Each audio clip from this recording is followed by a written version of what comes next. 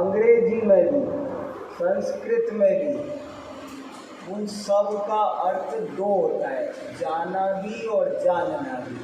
संस्कृत में एक नियम है, सर्वे गत्यर्थका ज्ञानार्थका भवन्ति। जितनी भी धातुएं गत्यर्थक होती है वो सब ज्ञानार्थक भी होती है। तो गम माने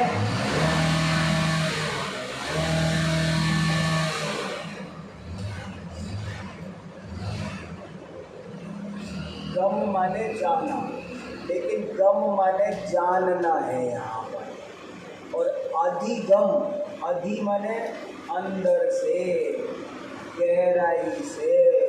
अधि उपसर्ग है। संस्कृत में 22 उपसर्ग होते हैं। उपसर्ग जानते हो?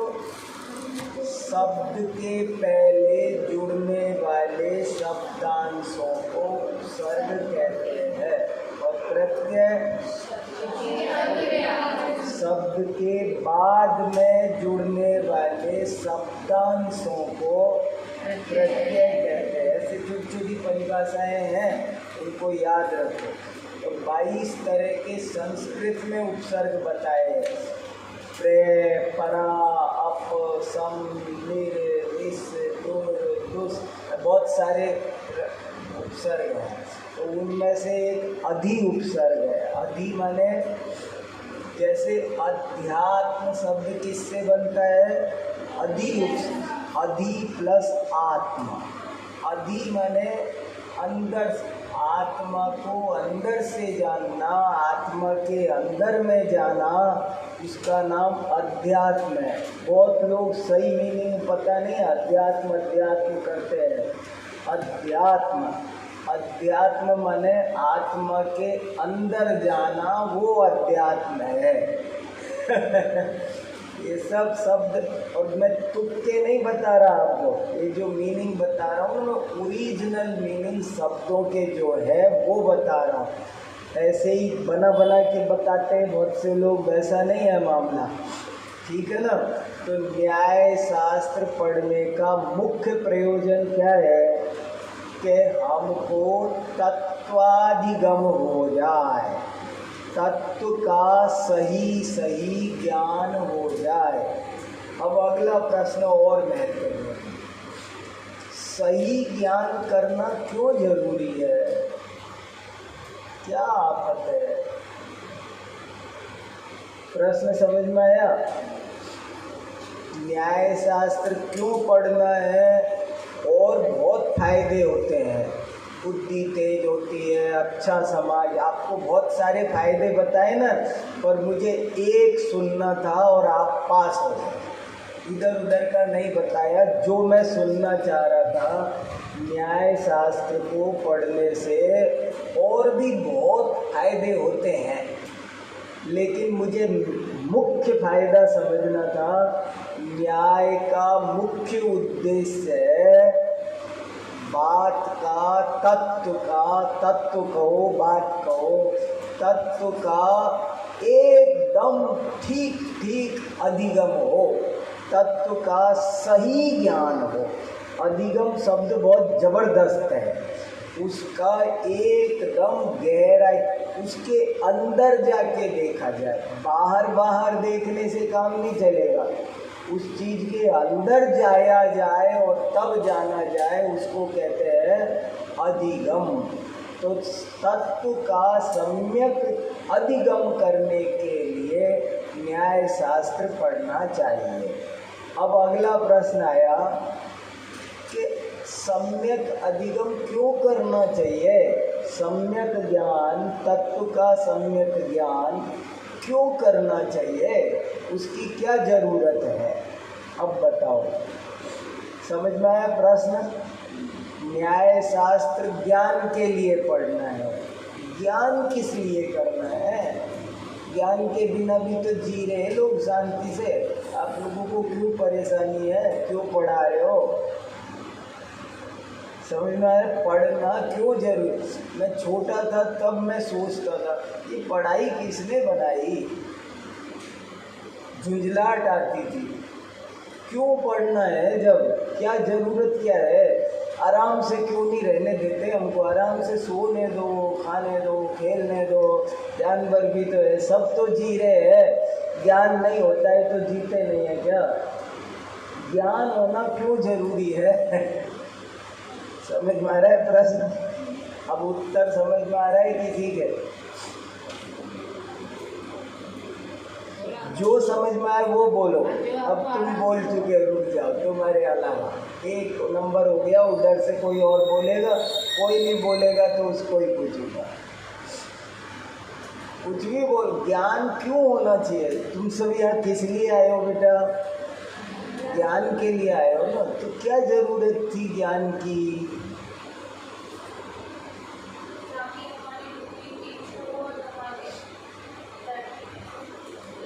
बुद्धि तीक्ष्ण हो। फिर प्रश्न आएगा बुद्धि तीक्ष्ण क्यों चाहिए? एक बात। दूसरी बात, बुद्धि तीक्ष्ण करने के तो और भी बहुत उपाय है। कोई कहेगा बादाम ही खा लेते। हाँ हाँ बता। सम्यक ज्ञान इसलिए जरूरी है क्योंकि हमको सत्य और असत्य का अंतर समझ में आए।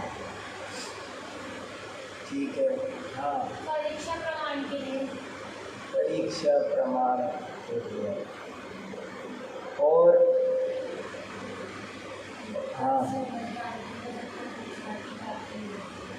सम्यक ज्ञान नहीं होगा तब तक मोक्ष मार्ग की प्राप्ति नहीं होगी। और कोई? हाँ बोलो।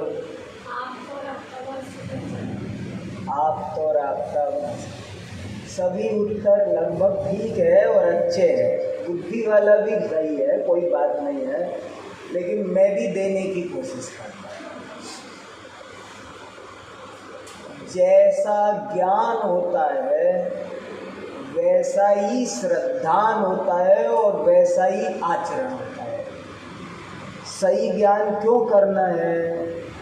क्योंकि यदि हमारा ज्ञान गलत होगा तो हमारा श्रद्धान भी गलत होगा, और श्रद्धान गलत होगा, ज्ञान गलत होगा तो हमारा बिहेवियर भी गलत होगा, और गलत बिहेवियर हमारा बहुत भारी नुकसान करेगा।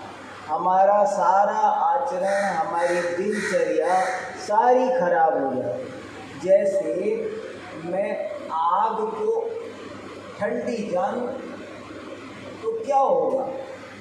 अगर मुझे आग का सही ज्ञान होगा तो क्या होगा, और गलत ज्ञान होगा तो क्या होगा? सही ज्ञान होगा तो आप बच जाओगे, अगर आगे और गलत होगा तो आप फट जाओगे।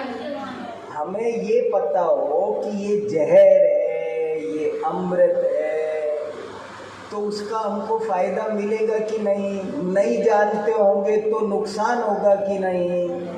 हम दुनिया में इतने पशु पक्षी हैं, हम यदि ये जाने कि ये गाय है, ये भैंस है, ये गधा है, ये कुत्ता है, ये बिल्ली है, ये शेर है, तो हम उसके अकॉर्डिंग अपना बिहेव रखते हैं। ओ भैया ये भैंस है, थोड़ा ज़्यादा बच के चलो। ओ भैया ये शेर है, इसके तो पास में ही मत जाओ।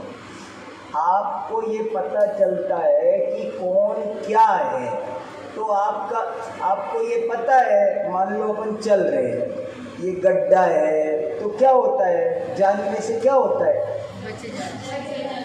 देखो फिर बोलता हूँ, मैं बहुत इम्पोर्टेंट बात एक सिखाने की कोशिश कर रहा हूँ। न्याय क्यों पढ़ते हैं? क्योंकि हमें बिना किसी पक्षपात के, बिना किसी अंधश्रद्धा के, जो बात जैसी है एकदम वैसी की वैसी एक्यूरेट पता चल जाए, केवल पता करने के लिए, केवल सही सही जानने के लिए हम न्याय पढ़ने की मेहनत कर रहे हैं। और सही जानना क्यों जरूरी है? कि ज्ञान ही पूरे जीवन का मूलाधार है।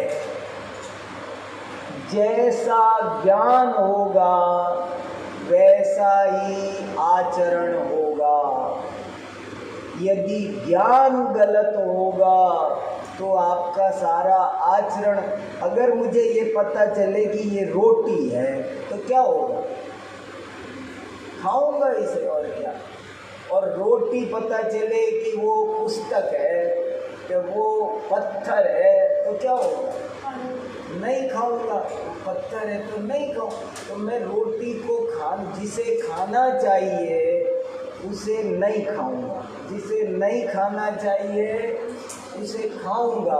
तो क्या होगा मेरे साथ, कैसे मेरी लाइफ कटेगी, मेरी ज़िंदगी कैसे चलेगी। अगर मुझे ये नहीं पता हुआ कि क्या खाना है क्या नहीं खाना है तो क्या होगा मेरा। अगर मुझे रोड पर चलना नहीं आया, अगर ज्ञान नहीं होगा तो मैं यहाँ से घर पहुँच जाऊँगा, वहाँ से यहाँ आ जाऊँगा। माने समझना, ज्ञान हमारे सारे आचरण का मूलाधार है। जैसा ज्ञान होता है वैसा ही श्रद्धान होता है और वैसा ही आचरण होता है। जितने भी जीव इस दुनिया में दुखी हैं वो सब अज्ञान के कारण दुखी हैं, और जितने भी जीव सुखी हुए हैं उन्होंने फर्स्ट ऑफ ऑल ज्ञान प्राप्त किया। अगर मैं ये समझूंगा कि बेईमानी करने से फायदा होता है तो मैं बेईमानी करूंगा। अगर मैं ये जानूंगा कि बेईमानी करने से नुकसान होता है तो मैं बेईमानी करना छोड़ दूंगा। बहुत सिंपल बात है। आप एक बात समझ लो, बहुत गजब की, मैं 1 घंटे समझाता हूँ इसको, इम्पोर्टेंट। देखो, जीवन को अच्छा बनाने के लिए, मोक्ष मार्ग पर जाने के लिए 3 काम जरूरी बताए हैं: सम्यक दर्शन, सम्यक ज्ञान, सम्यक चारण। किसी का भी जीवन बेहतरीन बनेगा तो इन 3 चीज़ों से बनेगा। आपका श्रद्धान सही होना चाहिए, आपका ज्ञान सही होना चाहिए और आपका आचरण सही होना चाहिए। यदि ये 3 सही नहीं है तो आपकी लाइफ बेटर नहीं हो सकती। आत्मा में वैसे तो अनंत गुण हैं, लेकिन उन अनंत गुणों में से 3 गुण खराब हुए हैं, बाकी सब लगभग ठीक है। जैसे कोई अनार होता है ना, उस अनार में 3 दाने खराब होते हैं, बाकी सारा दाना अनार बढ़िया है। तो क्या करते हैं, 3 दाने हटा देते हैं। अब यहाँ हटा भी नहीं सकते, इन 3 को निकाल के फेंक दे, क्योंकि ये 3 मूलाधार है। इसलिए इन 3 को हटाना नहीं है, इनको शुद्ध करना है। और इनको शुद्ध कैसे करें, 3 को शुद्ध करने का भी एक ही तरीका है, आप तो ज्ञान शुद्ध करो। जैसे मुझे श्रद्धा शुद्ध करनी है, पर मैं कैसे शुद्ध करूं श्रद्धा को। श्रद्धा मेरी, कहते हैं ना अपन, हमारी श्रद्धा उल्टी है, सीधी करो। तो क्या से सीधी करें उल्टी को, ये कोई कटोरी है जो उठा के सीधी कर दे। श्रद्धा सीधी कैसे करे। मान लिया श्रद्धा उल्टी है, पर सीधी कैसे करे कि आप तो सही जानो, श्रद्धा अपने आप सही हो जाएगी। 3 में भी सबसे जरूरी है ज्ञान। ज्ञान ठीक होगा तो श्रद्धान अपने आप ठीक होगा। श्रद्धान और ज्ञान ठीक हो जाएंगे तो फिर कोई कारण नहीं है कि आचरण ठीक नहीं हो। आचरण भी गारंटी से ठीक होगा। एक जगह अकलंकाचार्य ने तत्वार्थ सूत्र की टीका में, जानते हो अकलंकाचार्य ने तत्वार्थ सूत्र की टीका लिखी है, क्या नाम है? राजवार्तिक। अकलंक तत्वार्थ सूत्र पर कितनी टीकाएं आज अवेलेबल है? कम से कम 1000 संस्कृत टीकाएं। 1000 टीका आज अवेलेबल है। जो नष्ट हो गई, मिल नहीं रही, वो छोड़ दो। अवेलेबल किताबें हैं 1000, और उन 1000 टीकाओं में से एक आध टीका जरूर आपको पता रहना चाहिए।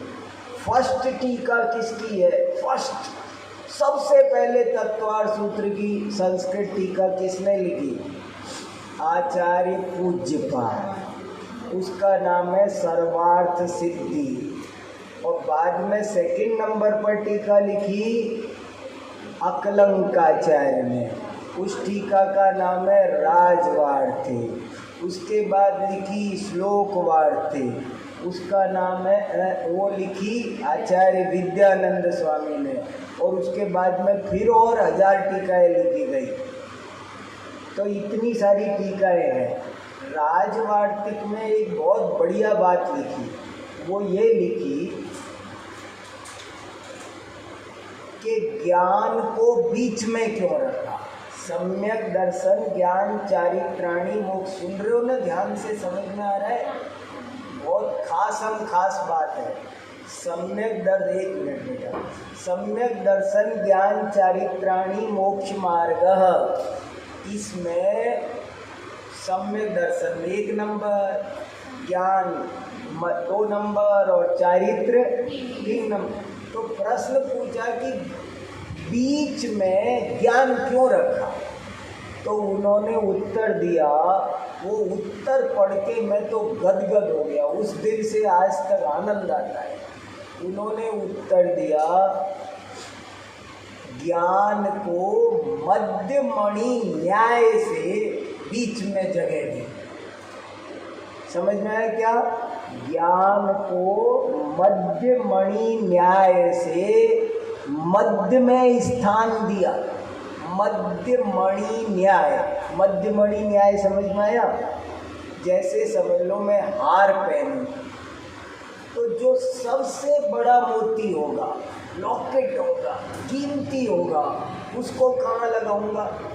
बीचों बीच। जो सबसे कीमती होगा उसे कहाँ लगाएंगे? लॉकेट कहाँ लगाते? कहीं भी एड़े टेढ़े थोड़ी लगता है, बिल्कुल बीच में। ऐसे ही बोले जो ज्ञान है ना, वो सबसे ज्यादा कीमती है, इसलिए उसे बीच में रखा। बीच में रखने से क्या होगा? बोले वो श्रद्धा को भी कंट्रोल करता है और चारित्र को। दोनों का कंट्रोलर कौन है? गजब की बात है। जैसे मेरे 2 बच्चे हैं और मुझे रोड पार करानी है, तो मैं किधर लगूंगा? क्यों? साइड में लग जाऊं तो दोनों को कस के पकड़ना है मुझे। रोड पार करनी है, दोनों को कस के। मान लो मेरे 2 बेटे हैं, तो मैं एक को पकड़ लूँ और दूसरे से कहूँ तू इसको पकड़ ले, तो क्या होगा? कहीं छुड़ा दे, एक्सीडेंट हो जाए। इसलिए एक को इधर बच्चे को करो, दूसरे को इधर करो, और खुद अगर वो भटकेगा तो खींच लूँगा, ये भटकेगा तो इससे खींच लूँगा। ये ज्ञान भी बीच में है। अगर ज्ञान होगा तो श्रद्धा भी नहीं भटकेगी और चारित्र भी नहीं भटकेगा। और भटकेंगे तो ज्ञान उन दोनों को कंट्रोल कर लेगा, संभाल लेगा। और यदि ज्ञान नहीं होगा तो क्या होगा? ये भी सोचो। अगर ज्ञान नहीं होगा तो क्या होगा? कि श्रद्धा अंधश्रद्धा कहलाएगी। बिना ज्ञान के श्रद्धा अंधश्रद्धा कहलाएगी। और चारित्र पाखंड कहलाएगा। पाखंड कितना खतरनाक शब्द है। जिसको ज्ञान नहीं है और कुछ कर रहा है, एक आदमी को ज्ञान नहीं है, तप कर रहा है, व्रत कर रहा है, तो क्या कर रहा है वो? दिखावा, पाखंड, पूरा प्रदर्शन। इसलिए ज्ञान का महत्व आपको समझना है, नहीं तो न्याय नहीं पढ़ सकते। अगर आपको ज्ञान का महत्व नहीं समझ में आएगा ना, तो आप कहोगे क्या जरूरत है ज्ञान की? ज्ञान से क्या होता है? पापा पैसे दे देते हैं, कपड़े है, खाना है, जी तो है।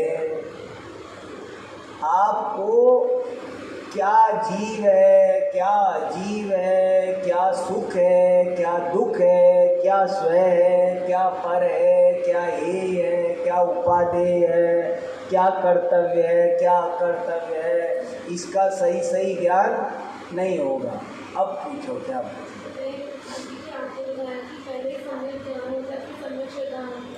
हाँ, बट जो नानी में पढ़ा जैसे तो आता है सम्यक दर्शन पहले होता है, उसके साथ सम्यक। प्रश्न समझ में आया सबको? उत्तर भी आया? किसी को उत्तर भी प्रश्न समझ में आया? बहुत अच्छा प्रश्न पूछा है कि अभी आपने कहा कि पहले ज्ञान होता है, बाद में सम्यक दर्शन, सम्यक चारित्र होते हैं, और शास्त्र में तो लिखा है कि पहले सम्यक दर्शन होता है। तो इसका किसी को उत्तर देना चाहता है कोई आप में से? हाँ बोलिए, सुनो ध्यान से, देखो। हाँ हाँ, नहीं,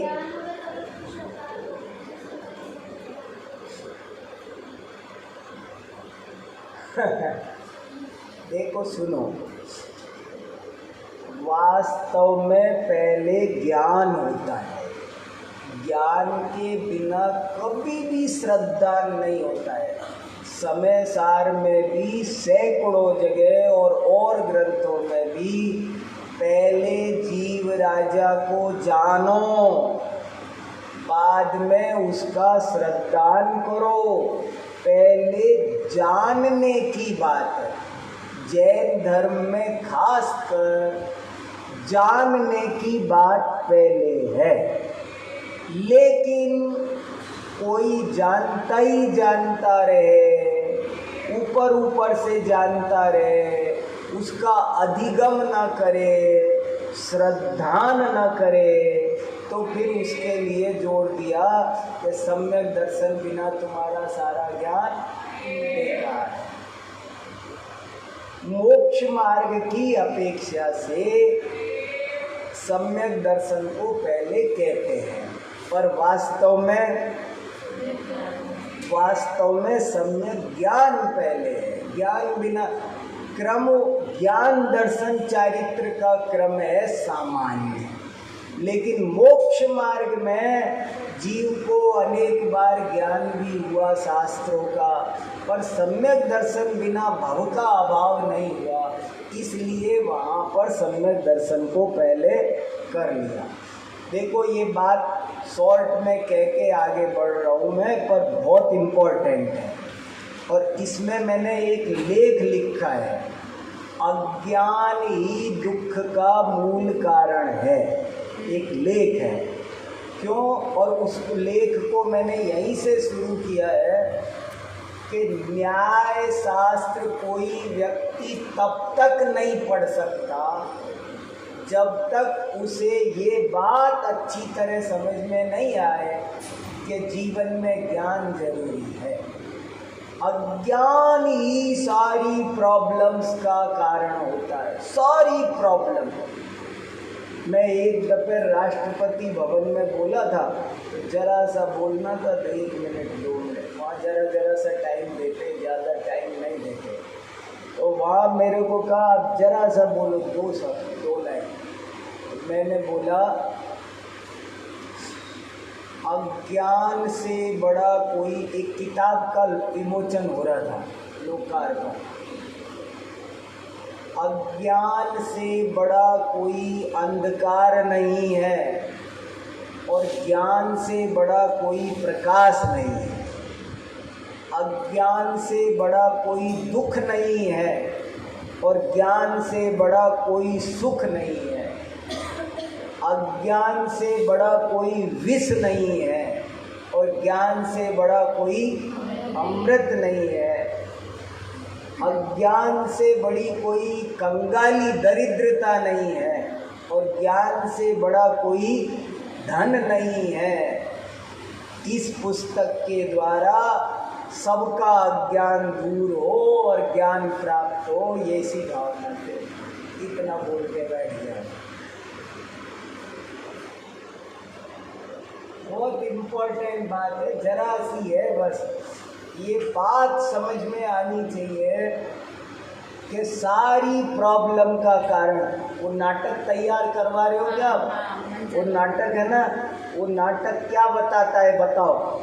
सदानंद नगर की एक्सक्लूसिव रिपोर्ट, वो क्या बताती है? क्यों दुखी थे सदानंद नगर के लोग? सदानंद नगर के लोग, उनके कोई भाई भाई में झगड़ा नहीं होता, कोई प्रॉपर्टी पर नहीं झगड़ता, कोई सर्दी गर्मी के दुख नहीं है, वहाँ कोरोना नहीं फैलता, वहाँ कोई प्रॉब्लम नहीं है। फिर भी वहाँ के लोग आकुल व्याकुल बेचैन परेशान। क्यों बेचैन थे वो? केवल अज्ञान के कारण। और उनके सुखी होने का क्या उपाय है? क्या करना क्या था? मैंने सदानंद नगर इसीलिए बनाया कि उसमें और प्रॉब्लम मत रखो। अब उनको सुखी होने के लिए क्या करना था? वो काक वर्ण परिवर्तन समिति क्या करे? वो सूर्य दिशा परिवर्तन समिति क्या करे? बहुत मन लगा। मैंने बहुत 20-25 साल पहले कहानी लिखी है ये। 25 साल पहले ये कहानी लिखी। बताओ मेरे दिमाग, तुम्हारे जैसे ही पढ़ता करता तो आइडिया आया। देखो, मैं तो बहुत गहराई से ये सोचता हूँ कि दुनिया में जितने भी काम भी हो रहे हैं ना, वो सब ज्ञान से हो रहे हैं। आपको पता नहीं है? जैसे देखो, मुझे ये बताओ, हवाई जहाज किससे उड़ता है? पता है आपको? कार पेट्रोल से उड़ती है, हवाई जहाज किससे उड़ता है? हवाई जहाज भी ज्ञान से उड़ता है, ये कार भी ज्ञान से चलती है। हवाई जहाज में खूब सोचता हूँ, हवाई जहाज किससे उड़ रहा है? हवा में अधर। मैं अमेरिका से लौट के आया, उसमें 715 सवारी थी। कितनी? 715 लोग बैठे थे और उसमें और कितना 17 घंटे लगातार उड़ा हुआ। और 17 घंटों में 2 दफे तो 715 लोगों को खाना खिलाया एयर होस्टेस ने। कितना खाना होगा? 715 लोगों को 2 बार भोजन कराया और 715 लोगों के हर एक के पास 2-2 लगेज थे। कितने लगेज? हवाई जहाज की कल्पना करो, पूरी ट्रेन की ट्रेन थी और वो हवा में उड़ रही है, हिंद महासागर के ऊपर, पूरी हिंद महासागर के ऊपर उड़ के आया। मैं देख रहा हूँ ऊपर से खिड़की से। 5 घंटे तो उसने समुंदर के ऊपर उड़ने में लगा दी। 1200 किलोमीटर पर घंटे की रफ्तार से उड़ रहा था। तो देख के चौंक गया। ये इस एरोप्लेन को किससे उड़ाया जा सकता था? बताओ। इतने बड़े समुंदर के ऊपर इतने लोगों को कौन उड़ा सकता है? और किसी की ताकत नहीं है। ये ताकत, ये ज्ञान उड़ा रहा है और कोई नहीं उड़ा सकता। ट्रेन कौन उड़ाता है? कौन दौड़ाता है ट्रेनों को? कोई कोयला फोयला तो अनादिकाल से था। ट्रेनें थोड़ी दौड़ती थी। ट्रेन कैसे दौड़ती है? ट्रेन का एक पहिया भी आदमी उठा के ढंग से नहीं चल सकता, इतना हैवी होता है एक पहिया। और उस इतने सारे सैकड़ों पहिए, 50 डिब्बे और 250 किलोमीटर 300 किलोमीटर की रफ्तार से भाग रही है शताब्दी। कैसे भाग रही है? कौन भगा रहा है? पटरियों पर, 2 पटरियों पर इतनी तेज। ये सारी वैल्यू जिंदगी में किसी चीज की है तो वो ज्ञान की है, जिसके पास जितना, जैसे हीरा जितना चमकेगा उतना कीमती होगा, जैसे ऐसे ही आपके पास, जिसके पास जितना ज़्यादा ज्ञान होगा उतना चमकोगे। बताओ, चमकना है जिंदगी में? कोई क्रीम पाउडर नहीं है इतना बढ़िया चमकाने वाला। ज्ञान से चमकोगे, कीमत होगी ज्ञान से। ज्ञान से ही सब कुछ होता है। मैं तो इस निष्कर्ष पर बहुत गहराई से पहुंच चुका हूँ, 24 घंटे सोचता हूँ। ज्ञान की कीमत है, और ऐसा ज्ञान किससे होता है? न्याय से होता है। न्याय नहीं पढ़ोगे तो ज्ञान नहीं होगा, फिर कमज़ोर रह जाओगे, फिर किसी के कहने में अटक जाओगे, कुछ ना कुछ गड़बड़ हो जाएगी। अपनी बुद्धि से समझोगे, उसके लिए ज्ञान चाहिए। ठीक है, चलो, और प्रश्न बहुत है पर इतना ही काफ़ी है, ये जरूरी बात है। अब अपन ने क्या क्या पढ़ लिया? देखो, 7 द्वारों की विषय वस्तु बताओगे कोई एक बार? प्रथम द्वार में क्या वर्णन है? 2 हो गया, तुम बताओ गुड़िया। प्रथम द्वार में क्या है? प्रमाण सामान्य का वर्णन किया गया है। द्वितीय द्वार में क्या है? तृतीय द्वार में क्या है? परोक्ष प्रमाण। चतुर्थ द्वार में, पंचम द्वार में गुड़िया, पंचम द्वार में क्या है बेटा? प्रमाण का विषय, फल। प्रमाण का छठे द्वार में प्रमाणाभास, और 7वें द्वार में न्याय। इतना याद रखो, भूलना नहीं। सबको हो गया? फिर पूछूंगा मैं कि किस द्वार में क्या आया है, एक एक लाइन का उत्तर है। पहले द्वार में, फिर से बोलो, हाँ पीछे, पहले द्वार में, जोर से बोलो बेटा, प्रमाण सामान्य। बाकी आगे भी प्रमाण ही है, लेकिन प्रमाण सामान्य। द्वितीय द्वार में क्या है बेटा? तृतीय में परोक्ष प्रमाण का विवेचन। चौथे में, 5वें में, छठे में प्रमाण, 7वें में न्याय। ये 7 द्वार है। न्याय मंदिर की विषय वस्तु दी थी ना आपको, वो सारी विषय वस्तु आज मैं एक और पन्ना लेके आया हूँ। उसमें कुछ खास श्लोक गाथा न्याय के है ना। कहाँ है वो पन्ना? देना एक बार। ये भी एक बार आपको मिल जाएगा। ये एक छोटा सा मैं बना के लाया हूँ, आपको सरल पड़े इसलिए। कहाँ कहाँ ढूंढोगे, इसमें उसमें। जैन न्याय के कतिपय प्रमुख गाथा श्लोक, इसको भी एक बार जरूर से जरूर पढ़ लेना, और 2, 4, 5 गाथा श्लोक अपने काम के याद कर लेना, हमेशा काम आएंगे। बहुत इम्पोर्टेंट चीज़ जानबूझ के बना के लाया, अभी बनाया ही, इसमें भी नहीं है, कहीं नहीं है, नया काम चल रहा है। जैन न्याय प्रदीप का भाग 2 लिखना शुरू कर दिया ना,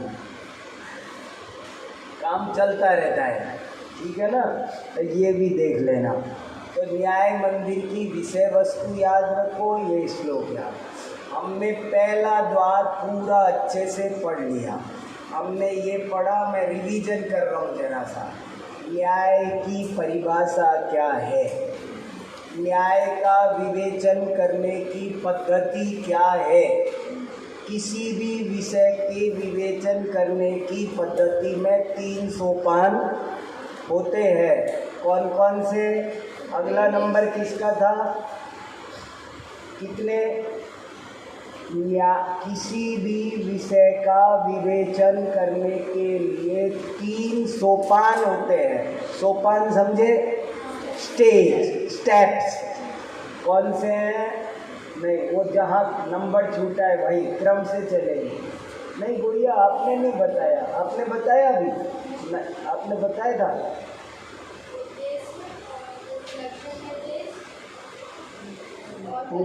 उद्देश्य, लक्षण निर्देश और परीक्षा।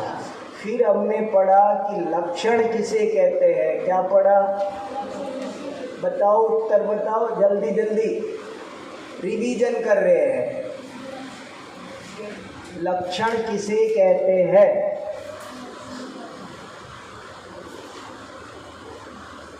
आगे बताओ,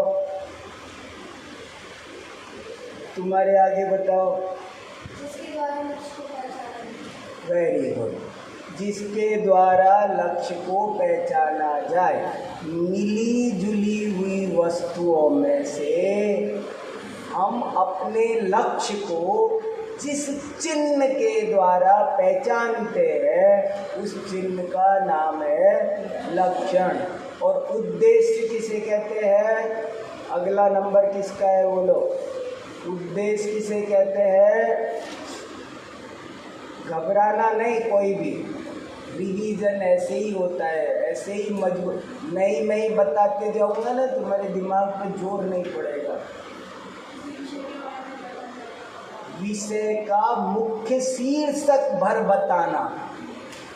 पूरा विषय तो जब बताएंगे तब बताएंगे, केवल उसका टाइटल बोलना वो उद्देश्य है। जैसे मैं बोलूँ आज मैं आपको मुनि धर्म का स्वरूप समझाऊंगा, तो इसका नाम हो गया उद्देश्य। उद्देश्य नहीं, उद्देश्य।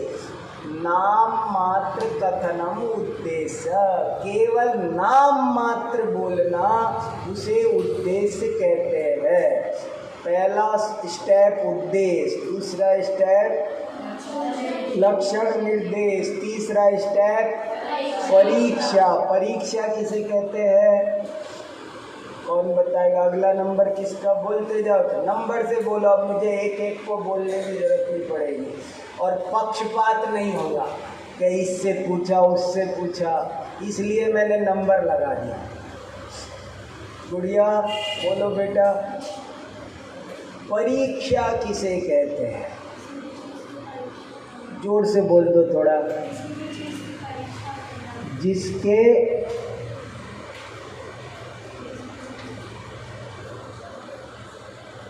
तुम्हारे आगे बताएगा। बताओ बेटा। हाँ बोलो बेटा, पीछे बोलो। शाबाश। परीक्षा चारों ओर से भली भांति देखने का नाम परीक्षा है। कैसे देखा जाता है? युक्तियों से। युक्तियों से कैसे देख? तर्क से, तर्क से, प्रमाण से, नए से उसे चारों ओर से देखना, उसे भली भांति देखना, उसका नाम परीक्षा है। इसके बाद हमने पढ़ा लक्षण कितने प्रकार के होते हैं। वही चलो आगे, तुम्हारे आगे लक्षण कितने तरह के हैं बेटा? बोलो जल्दी जल्दी बोलते जाओ। आत्मभूत और अनात्मभूत। आत्मभूत किसे कहते हैं? बोलो आगे।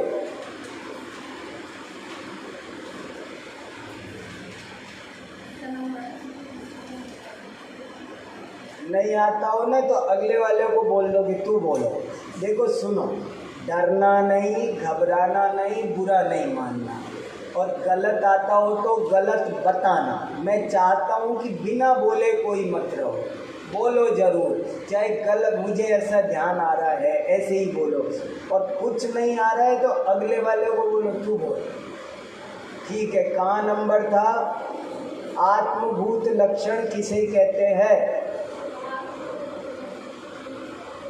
जो वस्तु के स्वरूप में मिला रहता है, अलग नहीं हो सकता, उसे आत्मभूत लक्षण कहते हैं। अनात्मभूत लक्षण किसे कहते हैं? बोलो गुड़िया आगे। ठीक है, इसका उल्टा अनात्मभूत लक्षण किसे कहते हैं? जो वस्तु के स्वरूप में नहीं मिला है वो अनात्मभूत लक्षण है। इसके बाद हमने पढ़ा लक्षणाभास। लक्षणाभास किसे कहते हैं?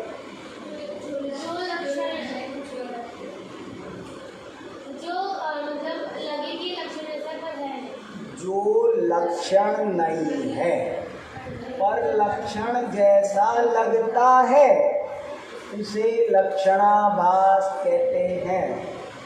वो कितने होते हैं? कौन कौन? अव्याप्ति किसे कहते हैं? Very good. अतिव्याप्ति किसे कहते हैं? असंभव किसे कहते हैं? जो लक्ष्य में बिल्कुल भी ना पाया जाए उसे असंभव नाम का लक्षणाभास या लक्षण का दोष, इन लक्षणाभास को लक्षण के दोष भी कहते हैं। तो इस तरह से पहला द्वार पूरा हुआ। फिर हमने दूसरा द्वार शुरू किया। दूसरे द्वार में हमने पढ़ा प्रमाण किसे कहते हैं? आपके बाद सम्यक ज्ञान को प्रमाण कहते हैं। सम्यक ज्ञान में सम्यक शब्द क्यों लगाया है? लगाना जरूरी है। अकेला ज्ञान प्रमाण कह दे तो क्यों नहीं चलेगा? प्रश्न समझना। सम्यक ज्ञान में सम्यक शब्द क्यों लगाया गया है? बता। अगर ना हो सम्यक हटा दे तो छोटा रहेगा, याद करने में सुविधा। सम्यक शब्द लगाना क्यों जरूरी है? हाँ क्या? हाँ आप बताओ। हाँ हाँ आप अगर सम्यक नहीं हुआ तो ज्ञान के दोष जो होते हैं वो संशय हाँ तो वो लग जाएंगे। तो जब आगे अब अगली बार पूछे सम्यक क्यों लगाया है तो आपको उत्तर देना है संशय, विपर्यय और अनध्यवसाय का निराकरण करने के लिए। समझ में आया? उत्तर कैसे लिखोगे कॉपी में? कॉपी में प्रश्न आया परीक्षा में कि सम्यक शब्द क्यों लगाया है, ऐसे प्रश्न आएगा, मैं ही परीक्षा लूँगा, मैं ही कॉपी चेक करूँगा। खुश हो क्या? डर गए? जोर से डरा दिया ना मैंने। समझ में आया? प्रश्न समझ में आया? और उत्तर, प्रश्न है सम्यक शब्द क्यों लगाया है और उत्तर क्या लिखोगे? संशय, विपर्यय और अनध्यवसाय का निराकरण करने के लिए। निराकरण समझ में आ रहा है ना? कोई शब्द नहीं समझ में आए तो पूछ लेना इनका। यदि इनको सम्यक शब्द नहीं रखते तो ये तीन भी है तो ज्ञान नहीं, ये भी प्रमाण हो जा। अगर मैं कहता ज्ञान प्रमाण है तो क्या होता? ये भी प्रमाण हो जाते। ठीक है, अगला प्रश्न, ज्ञान क्यों लगाया है? सिर्फ कह देते सम्यक प्रमाण है, सम्यक ज्ञान प्रमाण है, ऐसा क्यों कहा? आपका नंबर हो गया ना। अगला पीछे तुम बताओ बेटा, ज्ञान ज्ञान शब्द क्यों लगाया है परिभाषा में? ये सारा न्याय मंदिर रिवीजन हो रहा है तुम्हारे आगे। गुड़िया मजबूत होना जरूरी है। ये ज्ञान क्यों लगाया? तुम्हारे आगे चलो चलो चलो। देखो मेरा रिवीजन करना जरूरी लग रहा है ना।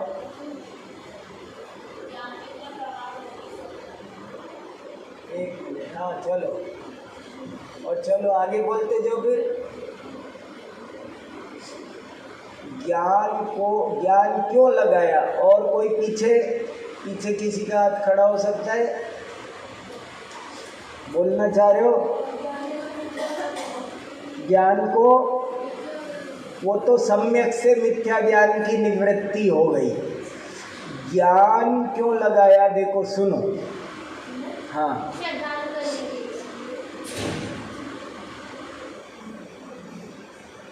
चलो। अगर ज्ञान प्रमाण नहीं होगा तो जो इंद्रियों के विषय हैं, जैसे ब्रह्म बताया था आपने, एक रूप बताया था, एक प्रकाश और इंद्रियों तक 4 चीजें बताई थी, तो ये जो है ये सही ज्ञान नहीं कराती है। वह दुनिया में बहुत से लोग इंद्रियों को प्रमाण मानते हैं। कोई किताब को प्रमाण मानता है, कोई लाइट को प्रमाण मानता है, पदार्थ, प्रकाश, गुरु, ग्रंथ, इंद्रियां आदि अनेक अचेतन वस्तुएं हैं जिनको लोग कहते हैं इनसे भी सम्यक ज्ञान होता है। पर जैनाचार्य कहते हैं कि एक्यूरेट ज्ञान कराने वाली कोई चीज दुनिया में है तो वो ज्ञान ही है। समझ में आया? अब इसका उत्तर सुनो।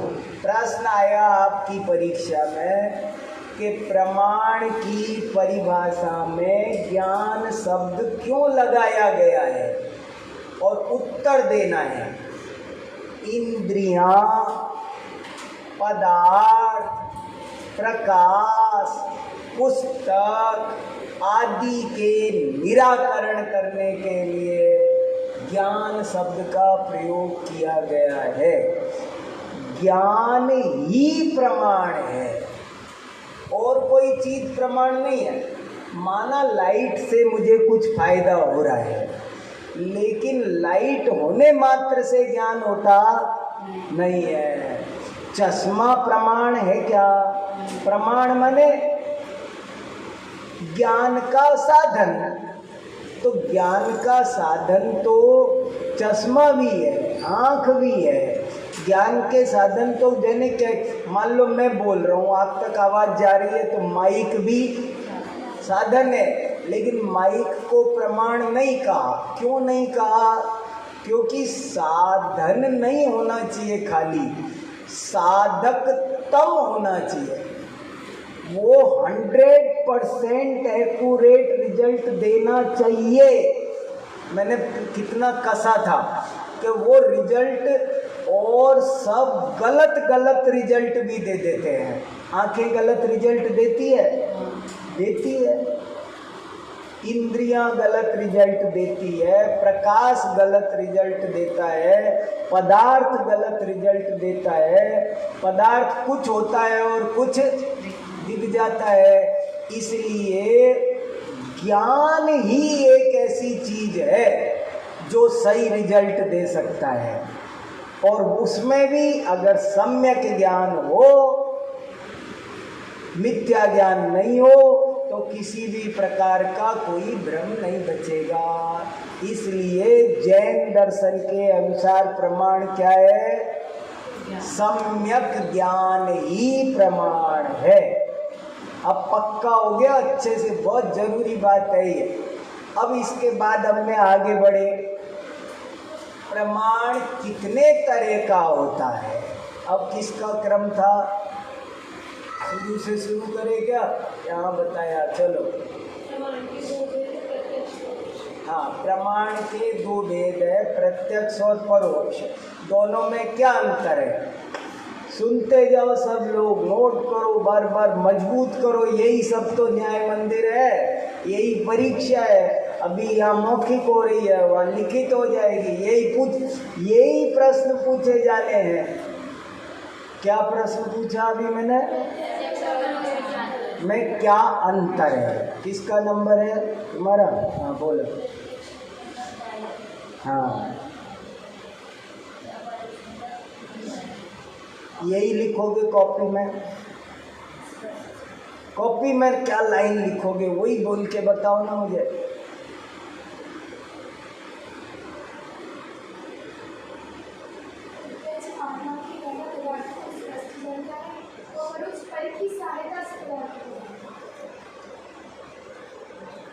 और कोई बोलेगा?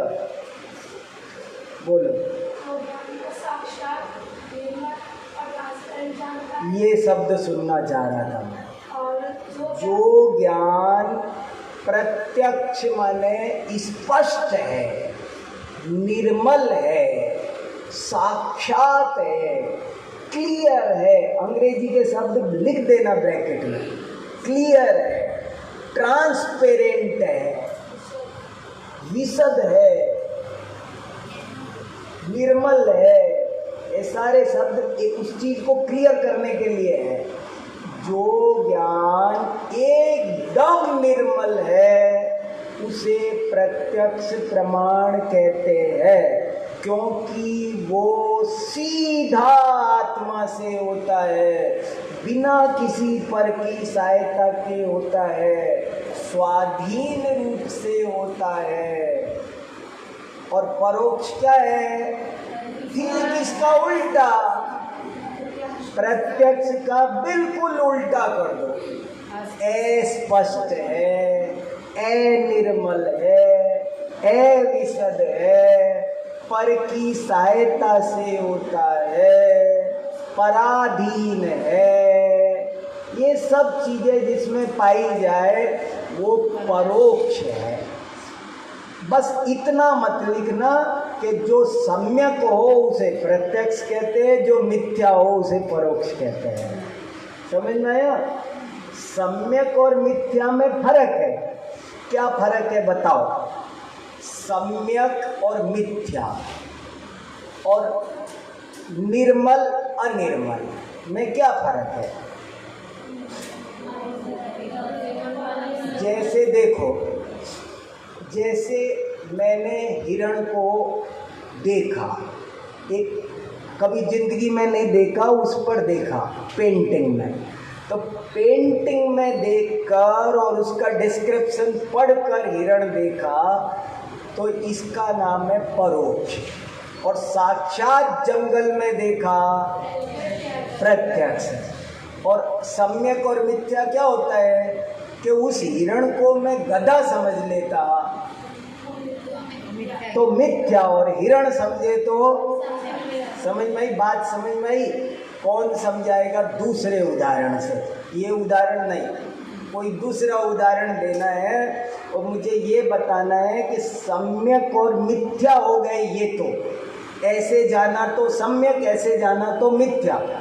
जैसे उसको हिरण ही जाना तो सम्यक और गधा जाना तो मिथ्या। लेकिन हिरण भी जंगल में देखा तो प्रत्यक्ष और किताब में देखा तो परोक्ष। इतना फर्क। अब कौन बताएगा? तुम्हारे पास नंबर किसका था? किसका नंबर था तुम्हारा? आगे था? हाँ बताओ, बता सकते हो? बताओ। जैसे हमने शरीर माना तो ये मिथ्या, और शरीर को अगर आत्मा जानेंगे तो सम्यक। शरीर को आत्मा जानेंगे तो सम्यक। बोलने में स्खलन हो रहा है, बोलने में टंग स्लिप हो रही है। मुझे विश्वास है कि तुम गलत नहीं जानते हो, मुझे ये पता है तुम जानते सही हो, लेकिन कहने में हमसे भी गलती हो जाती है। कभी कुछ का कुछ निकल जाता है मुँह से, उल्टा निकल गया मुँह से। हाँ हाँ हाँ हाँ, चलो तुम दे रहे थे उदाहरण, दो कोई उदाहरण दे के बताओ कि सम्यक मिथ्या हो गए, ये तो सम्यक मिथ्या हो गए सर, और ये हो गए प्रत्यक्ष हो गए। जैसे मैंने आपके साक्षात में देखा था, यूट्यूब पे देखा था, तो वो मेरे लिए परोक्ष था, और अभी आपको साक्षात देखा है, ये हो गया प्रत्यक्ष। और जब मैंने आपका सिर्फ नाम सुना था तो मैं आपके बारे में सुना, मैं कोई और से पंडित जी को इमेजिन करती थी, तो वो मिथ्या था, आपको साक्षात देखा तो आपको ये समझ में बहुत बढ़िया उदाहरण। सम्यक प्रत्यक्ष और परोक्ष में क्या अंतर है जब हम पूछे तो आप सारे अंतर बताना वो सब, लेकिन बताते बताते तुक्के से ये भी मत लिखिया ना कि जो सम्यक हो वो प्रत्यक्ष है और जो मिथ्या हो वो क्यों? क्योंकि दोनों ही सम्यक है। यदि मिथ्या होते तब तो वो प्रमाण ही नहीं बचते, उसका भेद कहाँ से बचते, इसलिए ये बात ध्यान रखना। चलो अगला प्रश्न, आगे हमने क्या पढ़ा? प्रत्यक्ष प्रमाण कितने तरह का होता है?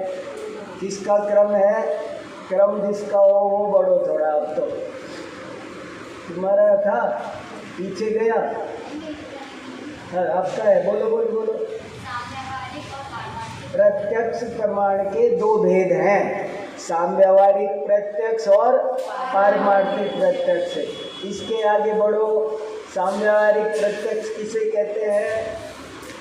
अगला क्रम पीछे बोलो गुड़िया।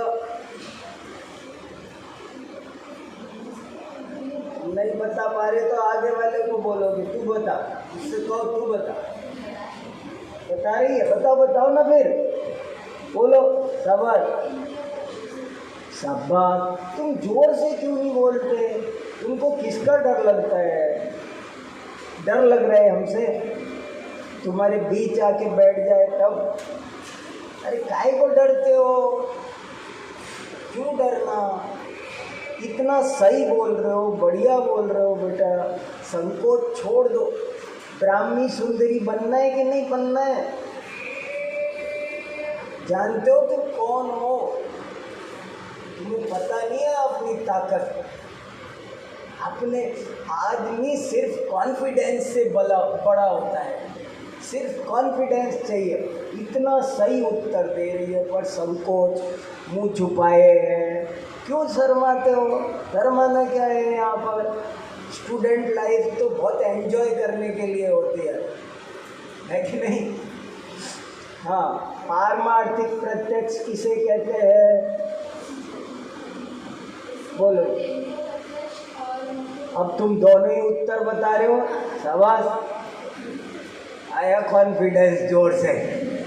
अच्छा हुआ, तुमने मुझे खुश किया, धन्यवाद, बहुत अच्छा, तुमने मुझे गिफ्ट दिया।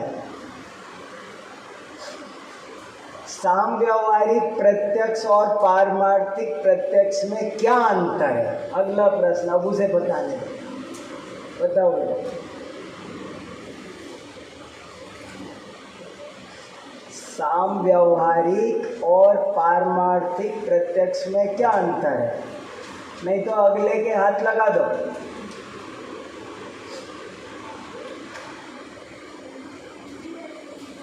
सरल प्रश्न, सरल उत्तर है। जो निश्चय व्यवहार में अंतर होता है ना, जिसे व्यवहार में प्रत्यक्ष समझा जाता है, वो साम्यवारिक प्रत्यक्ष है। और जो रियल है, परमार्थ है, जो रियली प्रत्यक्ष है, वो पारमार्थिक प्रत्यक्ष है। और जो रियली नहीं है बट दुनिया में चलता है, लोक व्यवहार में जिसे प्रत्यक्ष कहा जाता है, जिससे लोक व्यवहार चलता है, इंद्रियों से होने वाला ज्ञान, वो व्यावहारिक प्रत्यक्ष है।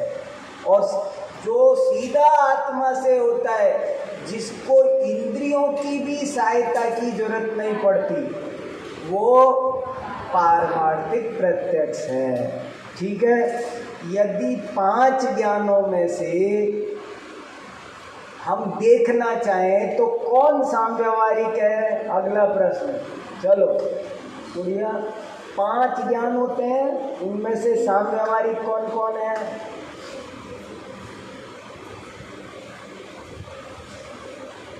हाँ, केवल मति ज्ञान, केवल मति ज्ञान साम्यवारिक प्रत्यक्ष है। श्रुत ज्ञान क्या है फिर? आगे श्रुत ज्ञान पारमार्थिक प्रत्यक्ष नहीं है बेटा, श्रुत ज्ञान परोक्ष प्रमाण है। अवधि ज्ञान क्या है गुड़िया? आगे पारमार्थिक प्रत्यक्ष। और भी कोई है? पारमार्थिक प्रत्यक्ष कौन कौन से हैं? अवधि ज्ञान, मने पर्याय ज्ञान और ये तीनों। देखो 5 ज्ञान में फिर सुन लो, भूलना नहीं। मति ज्ञान क्या है? जल्दी बोलो। श्रुति ज्ञान क्या है? परोक्ष। और अवधि मने पर्याय केवल पारमार्थिक प्रत्यक्ष है। याद रहेगा ना? बहुत गजब गजब की बातें हैं ये। तो ये प्रत्यक्ष पूरा हुआ। इसके बाद हमने क्या पढ़ा? परोक्ष। परोक्ष प्रमाण के कितने भेद है? अगला क्रम किसका है? अब मैंने वो परिभाषाएं नहीं बताई, वो मुझे विश्वास है मति ज्ञान, श्रुति ज्ञान, अवधि, मने पर्याय केवल, वो सब आपको आती होगी इसलिए, ठीक है। अब बस ये अगला प्रश्न है, परोक्ष प्रमाण किसे कहते हैं तो बता दोगे ना? पूछने की जरूरत नहीं ना दोबारा। अब परोक्ष प्रमाण के भेद बताओ। प्रत्यय ज्ञान और परोक्ष प्रमाण के कितने भेद हैं? किसका तुम्हारा क्रम? हाँ, ऐसे बोलो। परोक्ष प्रमाण के 5 भेद होते हैं। कौन कौन? स्मृति, प्रतिविज्ञान, तर्क, अनुमान और आगम। याद कर लो सब। एक बार फिर बोलो। रुक जाओ, अब उसको बोलने सुनो सब ध्यान से। अब मैं किसी को भी पूछूंगा, क्रम तोड़कर पूछूंगा, ठीक है ना? स्मृति, प्रतिविज्ञान, तर्क, अनुमान, आगम। सबको याद है? हाथ खड़े करो। परोक्ष प्रमाण के 5 भेद कौन कौन बता सकता है? हाथ खड़े करो। सबके होने चाहिए। एक बार और सुनवाऊं जोर से? जोर से बोलो, जोर से बोलो। हाँ, सब लोग सुनो ध्यान से, फिर से बोलो। स्मृति, प्रतिविज्ञान, तर्क, अनुमान और आगम। एक बार और बोलो जोर से। स्मृति, प्रतिविज्ञान, तर्क, अनुमान, आगम। अब हाथ खड़े करो सब। 1-2 हाथ अभी भी बच रहे हैं। एक बार और बोलो जोर से। सुनो सुनो सब लोग सुनो ध्यान से। अब सबके हाथ खड़े होने चाहिए। स्मृति, प्रतिविज्ञान, तर्क, अनुमान और आगम। अब हाथ खड़े करो। एक हाथ क्यों बच रहा है?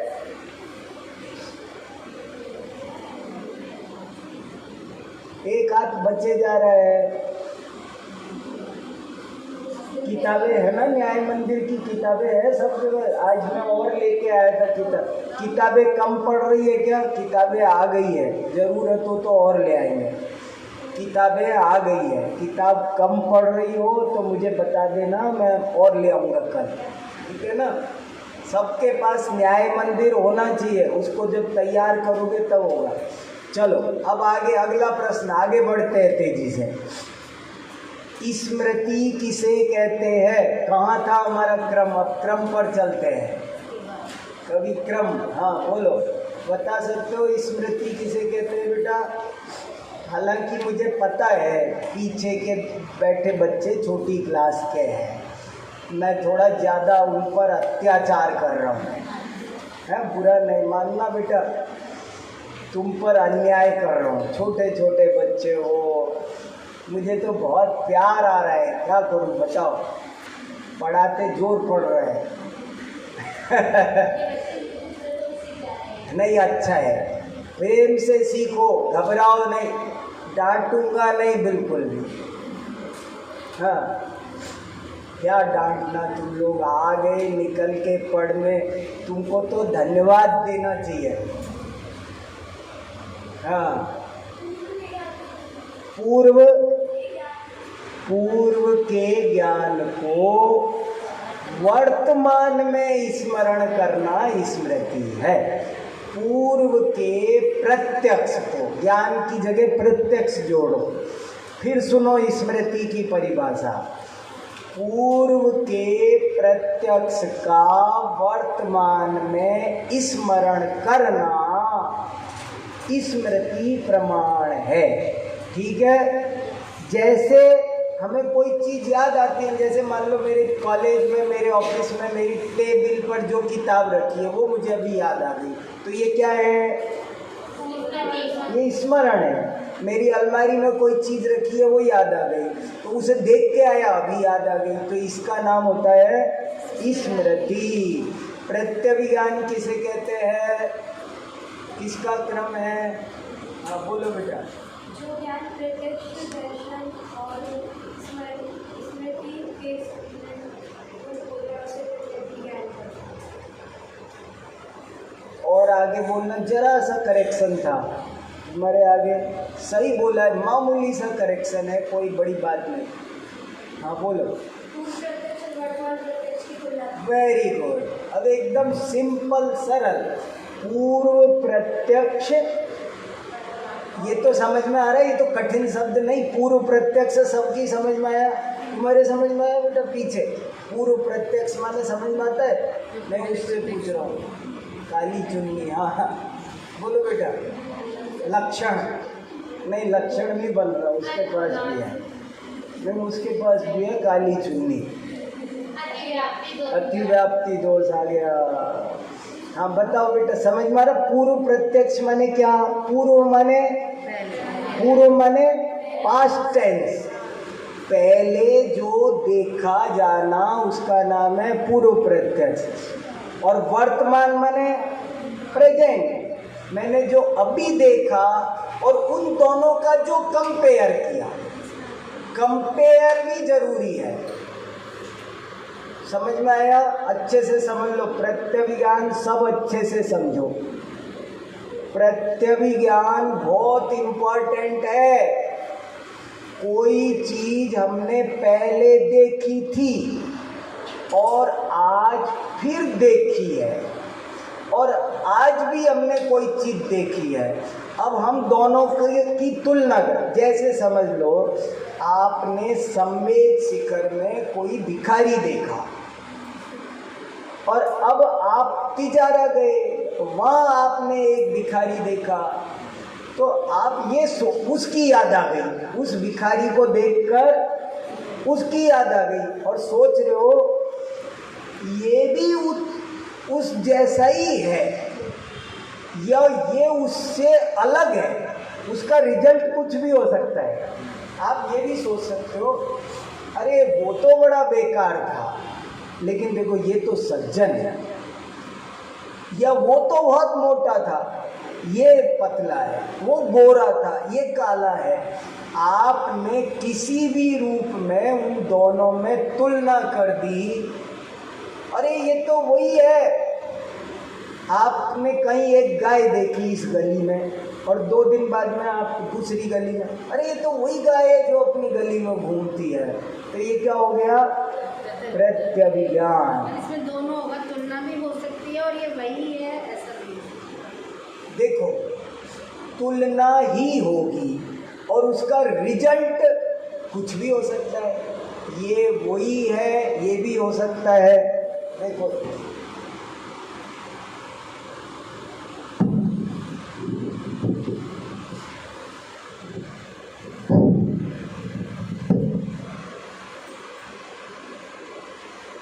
बहुत इंपॉर्टेंट शब्द है प्रत्यभिज्ञान, और प्रत्यभिज्ञान अनेक तरह का होता है।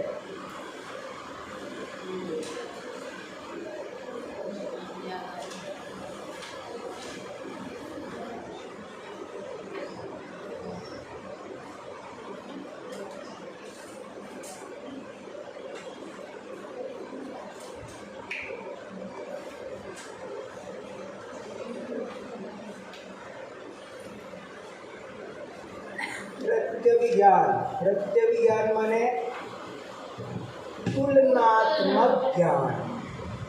प्रत्यभिज्ञान माने मगर उसमें एक होना चाहिए पूर्व प्रत्यक्ष, दोनों प्रत्यक्ष नहीं। एक खास बात है, प्रत्यभिज्ञान किसे कहते हैं? ये यहाँ 2 किताबें दिख रही है, इनकी तुलना का नाम प्रत्यभिज्ञान नहीं है। ये भारी है, ये हल्की है, ये प्रत्यभिज्ञान नहीं है। एक होना चाहिए पूर्व प्रत्यक्ष और एक होना चाहिए वर्तमान प्रत्यक्ष। और दोनों में जब हम तुलना करते हैं तो कभी तो ऐसा रिजल्ट आएगा, अरे ये तो वही बच्चा है, ये तो वही बच्चा है, तो ये रिजल्ट आया। इसका नाम है एकत्व प्रत्यभिज्ञान। कभी लगता है अरे ये बच्चा भी बिल्कुल उस जैसा ही है, ये पता है ये वो नहीं है, लेकिन ये तो बिल्कुल वैसा ही है, वैसा का वैसा, गोल मटोल वैसा ही गोरा, इसको भी समय सार की गाथाएं याद है, उसको भी याद है, वो अपन ने वहाँ उस शिविर में देखा था ना, ये बच्चा बिल्कुल सेम वैसा ही है वही। तो ये क्या हो गया? वैसा ही है। समानता का प्रत्यभिज्ञान। सादृश्य, सादृश्य माने सेम, वो ये वही नहीं है। एकत्व और सादृश्य में क्या फर्क है? कि आपने एक चेतन नाम का बच्चा जयपुर शिविर में देखा और फिर वही बच्चा मेरठ शिविर में आ गया, तो अरे ये तो वही बच्चा है जो हमने देखा था। ये है एकत्व प्रत्यभिज्ञान। लेकिन सादृश्य प्रत्यभिज्ञान क्या होगा?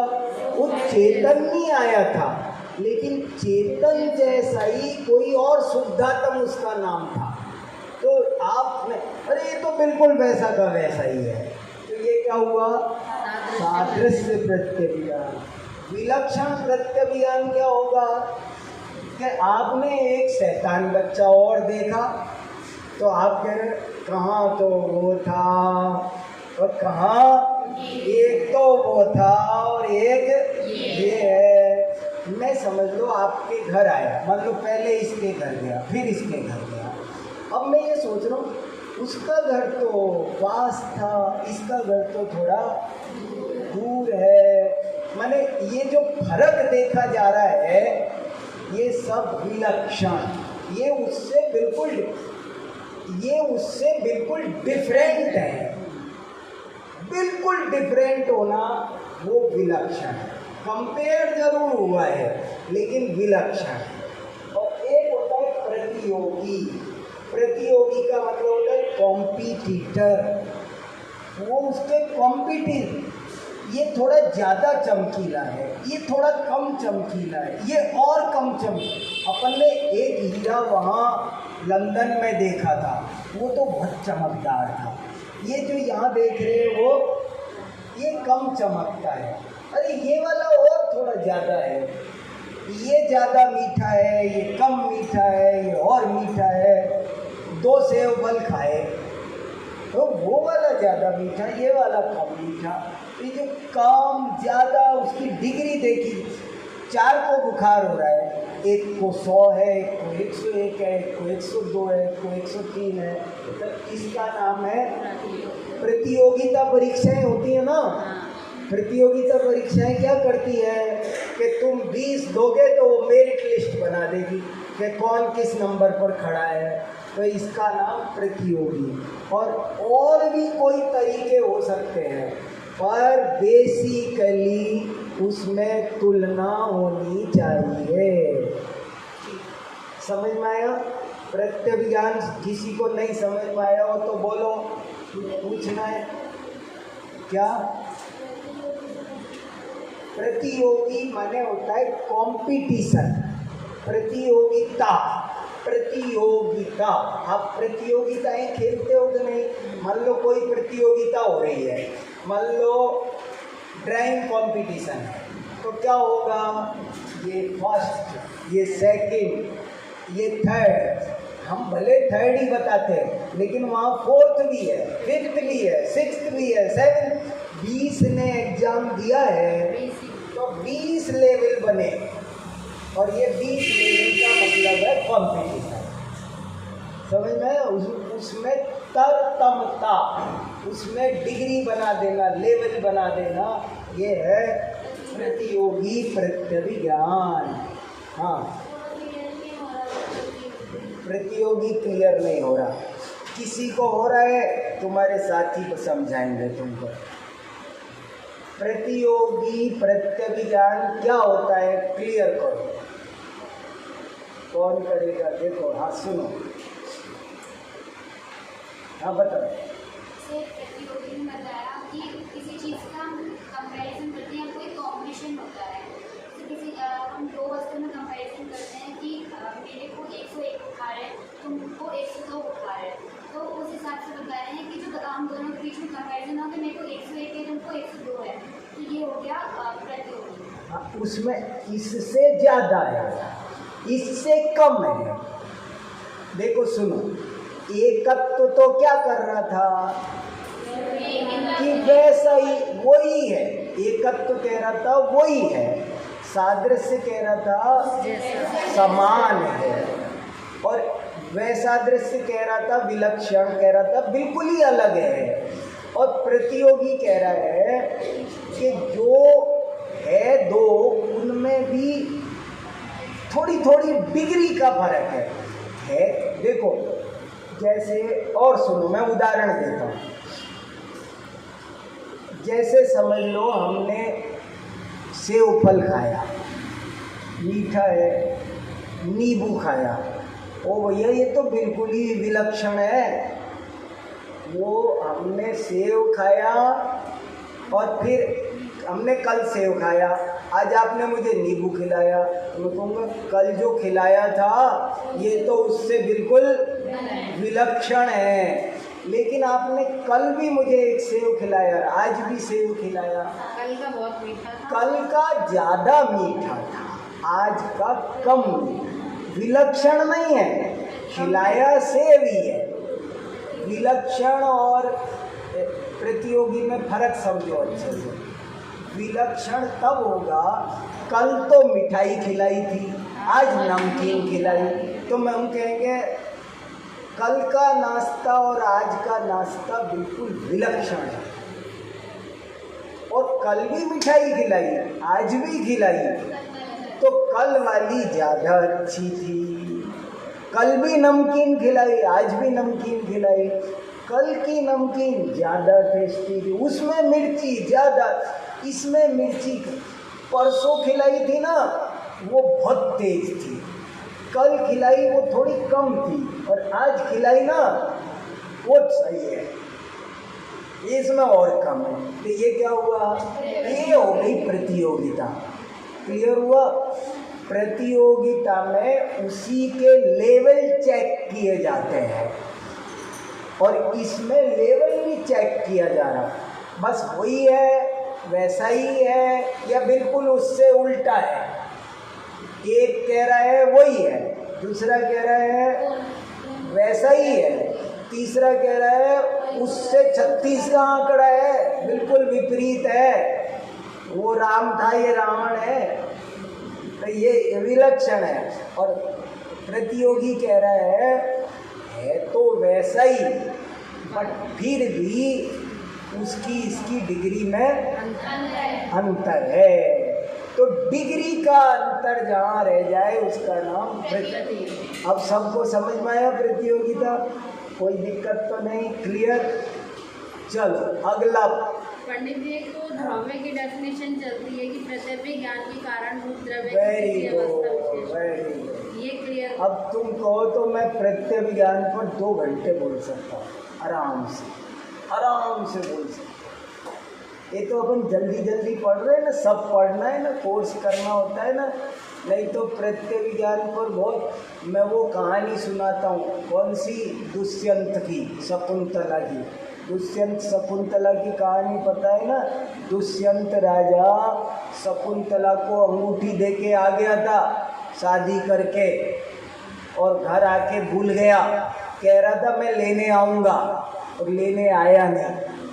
दुष्यंत शकुंतला को से शादी की, प्रेम किया, और उसको अंगूठी दे दी अपनी कि ये मेरी अंगूठी ले ले, मगर मैं अभी नहीं ले जा सकता तुझे, बाद में लेने आऊँगा। और आया नहीं, भूल ही गया, और इत्तेफाक से अंगूठी भी शकुंतला से खो गई, अंगूठी भी खो गई।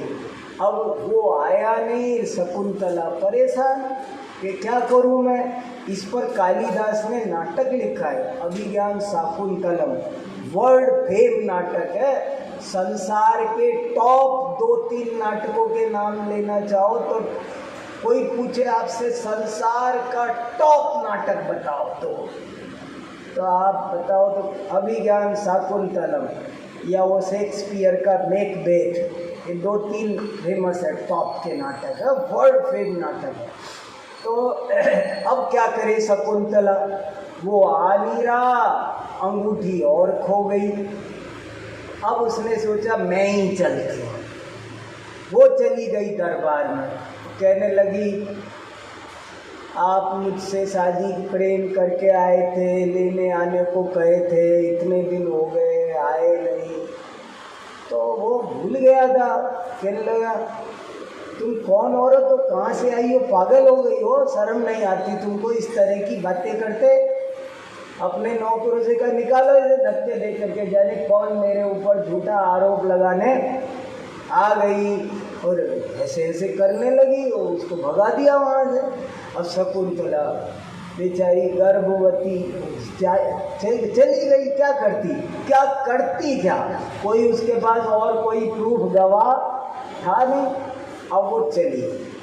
अब वो जो अंगूठी थी उसका क्या हुआ था कि एक दिन नदी में नहा रही थी वो, तो नहाते हुए जब नहाते हैं ना तो साबुन वाबुन लगाते करते थोड़ी उंगलियां ढीली हो जाती है, तो वो अंगूठी निकल गई और निकल करके एक मछली ने निगल ली।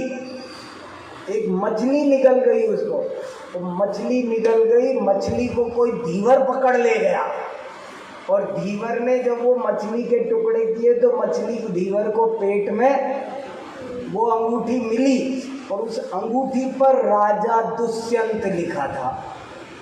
अंगूठी पर, जैसे अंगूठी पर नाम लिख देते हैं ना, वी फलाना सब अपना अपना नाम लिख देते हैं, तो दुष्यंत ने अपना नाम लिखा था।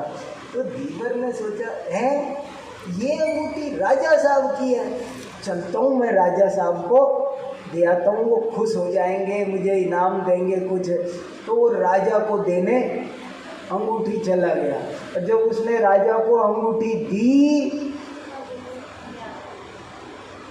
है ये अंगूठी, ये तो मैंने शकुंतला, अब उसे वो सारी घटना, मैं ऐसे ऐसे गया था, वो मिली थी, मैंने प्रेम किया, शादी की, सब किया, वो मैंने लेने आने को कहा, मैं गया नहीं, सब कुछ भूल गया, सब उसको वापस याद, रिकलेक्ट कर लिया उसने। तो ये जो उसे याद आया, इसका नाम है प्रत्यभिज्ञान। इसीलिए उस नाटक का नाम है अभिज्ञान शाकुंतलम। अभिज्ञान। और प्रश्न आपने पूछा कि ध्रुव किसे कहते हैं, उत्पाद, व्यय, द्रव्य, 3 चीज होती है वस्तु में, उत्पाद, व्यय, द्रव्य। तो उत्पाद किसे कहते हैं, वेरी गुड, नवीन पर्याय का आना उत्पाद है। व्यय किसे कहते हैं, जाना, वो व्यय है। और द्रव्य किसका नाम है, उसकी शास्त्रीय टेक्निकल परिभाषा ये है कि जो प्रत्यभिज्ञान का विषय है उन दोनों में, उसे द्रव्य कहते हैं। उत्पाद और व्यय दोनों में उत्पाद वर्तमान प्रत्यक्ष, व्यय पूर्व प्रत्यक्ष, और दोनों में जो प्रत्यभिज्ञान का विषय बन रहा है उसका नाम द्रव्य। जैसे अंगूठी तोड़ी और कुंडल बना दिया, तो अंगूठी थी पूर्व प्रत्यक्ष, कुंडल हो गया वर्तमान प्रत्यक्ष। और इन दोनों में जो ये वही सोना है, अब अच्छा लग रहा है, पहले गंदा हो गया। ये जो सारा प्रत्यभिज्ञान जिसमें बन रहा है उसका नाम है द्रव्य। तो द्रव्य की परिभाषा कौन समझे अगर प्रत्यभिज्ञान ना समझे तो प्रत्यभिज्ञान समझ में आया। स्मृति, प्रत्यभिज्ञान। तर्क किसे कहते हैं, हाँ वहाँ था नंबर, अब कहाँ था नंबर, क्रम पता है, अच्छा, बिना क्रम के पूछेंगे? बिना क्रम के भी पूछते हैं जब हमको धोखा देना होता है, हमें कुछ भी करना होता है। चलो हाँ बताओ बेटा। हाँ हाँ, व्याप्ति के ज्ञान को तर्क कहते हैं। व्याप्ति किसे कहते हैं तुम्हारे आगे? हाँ शाबाश। अविनाभाव किसे कहते हैं? ये तो एक एग्जाम्पल था, ज्ञान और आनंद। अविनाभाव किसे कहते हैं? आगे तुम्हारे इसको बोलो, आगे तुम्हारे आगे बोलो। तुम्हारे अविनाभाव किसे कहते हैं? और पीछे की लाइन में कोई बताएगा व्याप्ति अविनाभाव? चलो बताओ। अविनाभाव है कि दो चीजों का एक साथ होना, एक साथ होने का नियम होना। इसे नियम शब्द में तो जान है। जैसे ये पेन और पुस्तक एक साथ है तो इनका अविनाभाव है? नहीं। कभी ये किताब अकेली होती है, पेन नहीं होता है। अविनाभाव नियम का नाम है। कोई भी दो चीज ऐसी कि जो एक दूसरे के बिना कभी नहीं रहती, जो भी तुम तो नियम बताओ, तुमने अभी तो थ्योरी बताना है। अविनाभाव किसे कहते हैं? प्रश्न आया परीक्षा में तो आपको उत्तर देना है, जो दो वस्तुएं एक दूसरे के बिना नहीं रहती है नियम से, उसे अविनाभाव संबंध कहते हैं। अविनाभाव दो वस्तुओं के ऐसे संबंध का नाम है जो कभी भी एक दूसरे के बिना नहीं रहती है। जैसे धुआं का अग्नि के साथ अविनाभाव है। ऐसा हो सकता है धुआं हो और आग ना हो? कभी नहीं। धुआं है तो गारंटी से आग होगी ही होगी, इसलिए इसका नाम है अविनाभाव। और इस संबंध का ही नाम है व्याप्ति, और इस व्याप्ति को पहचान लेने का नाम है तर्क। ठीक है? हाँ बोलो। हाँ अच्छा प्रश्न है, वेरी गुड। मैं सोच ही रहा था कोई पूछेगा क्या, नहीं पूछेगा। अभी तो कह रहे थे कि दोनों चीज़ों का संबंध होना चाहिए। अविनाभाव दो तरह का होता है, एक तरफा, एक दो तरफा। एक तरफा भी होता है, जैसे इसीलिए मैं बोल रहा था धुआं का अग्नि के साथ अविनाभाव है, अग्नि का धुआं के साथ नहीं है। अग्नि ने कसम नहीं खाई। अग्नि अकेली बिना धुएं के हो अग्नि तो अकेली भी हो सकती है, तो एक तरफा भी होता है। लेकिन कभी कभी दो तरफा भी होता है, जैसे ज्ञान और आनंद में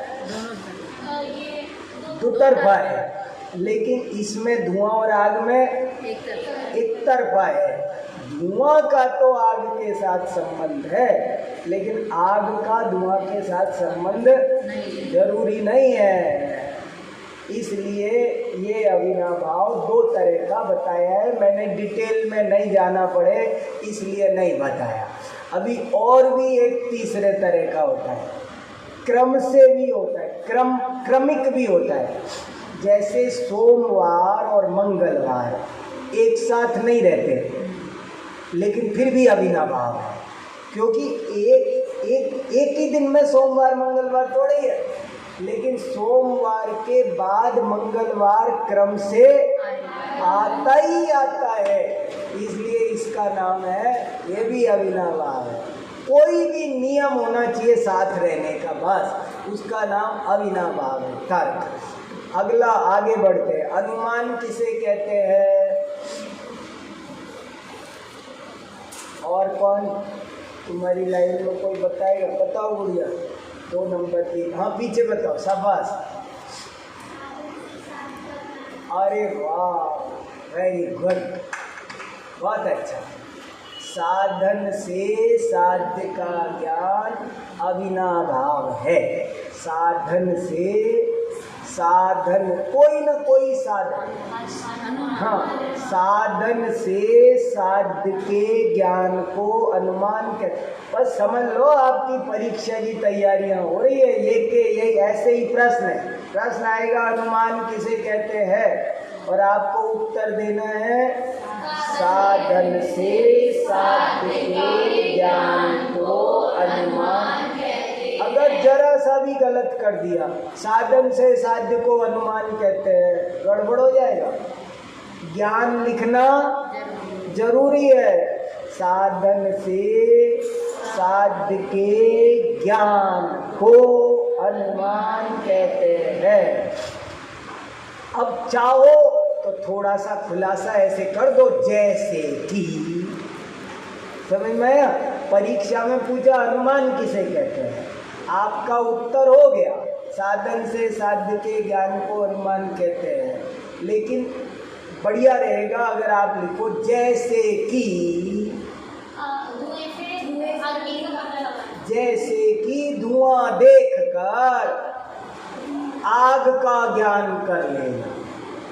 आग दिख नहीं रही है, मान लो हमने दूर देखा किसी बिल्डिंग के ऊपर धुआं दिखाई दी, हमें आग नहीं दिखी, हमको क्या दिखा, धुआं। लेकिन धुआं देख के मैं समझ गया ओ उस बिल्डिंग में तो आग है। तो उस बिल्डिंग की आग कैसे दिखी आपको, दिखी तो है नहीं। बोले दिखने की कोई जरूरत नहीं है, मुझे उसका साधन दिख गया। तो जब हम साधन से किसी साध्य को पहचान लेते हैं तो इसका नाम है अनुमान। कोई भी चीज, जैसे हमने अरिहंत भगवान के वचनों को सुनकर उनकी वीतरागता को पहचान लेते हैं, उनकी सर्वज्ञता को पहचान लेते हैं, तो ये क्या है, अनुमान। हम धर्म द्रव्य, अधर्म द्रव्य, आकाश द्रव्य, आप कैसे जानते हो सब चीज़ों को, बहुत सारी कैसे पता है धर्म द्रव्य अधर्म, हम अनुमान से जानते हैं। हम अनुमान लगा लगा करके, अरे देखो बेटा कोई बिछाने को चीज़ है,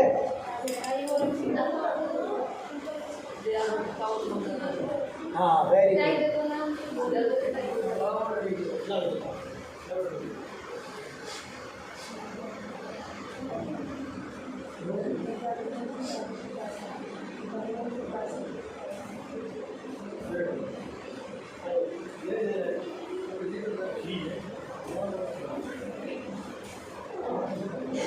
बहुत है बस, सब समा जाएंगे आकाश द्रव्य में। समझ में आया? अनुमान समझ में आया? अच्छे से समझो। देखो एक बहुत इम्पोर्टेंट बात बताता हूँ। न्याय शास्त्र के अपन ने अनेक नाम पढ़े थे।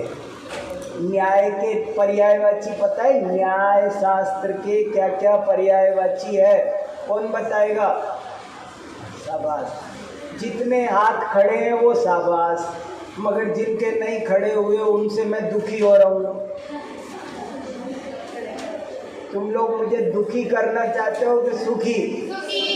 तो फिर सबके हाथ खड़े होने चाहिए। न्याय के पर्यायवाची 4-5 बार बोले थे ना।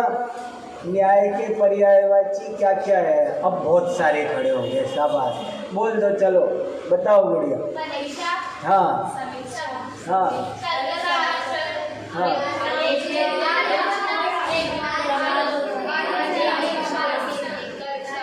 सुनो, एक और नाम इम्पोर्टेंट है।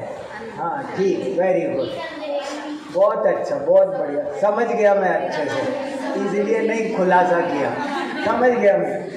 लेकिन अब मैं दूसरी बात बता रहा हूँ आपको। न्याय शास्त्र का एक नाम मैंने बताया था, हेतु विद्या। वो तुमने नहीं बोला। तो तो एक और नाम बताया था अनुमान शास्त्र। न्याय शास्त्र का जो सारा दारोमदार है, सेंटर है, वो अनुमान है। न्याय शास्त्र का पर्यायवाची है अनुमान शास्त्र। तो यदि अनुमान सही पूछो तो पूरा न्याय शास्त्र लिखा ही अनुमान को समझाने के लिए है। अनुमान करना सही आना चाहिए। अनुमान, और अनुमान की परिभाषा याद रखना, साधन से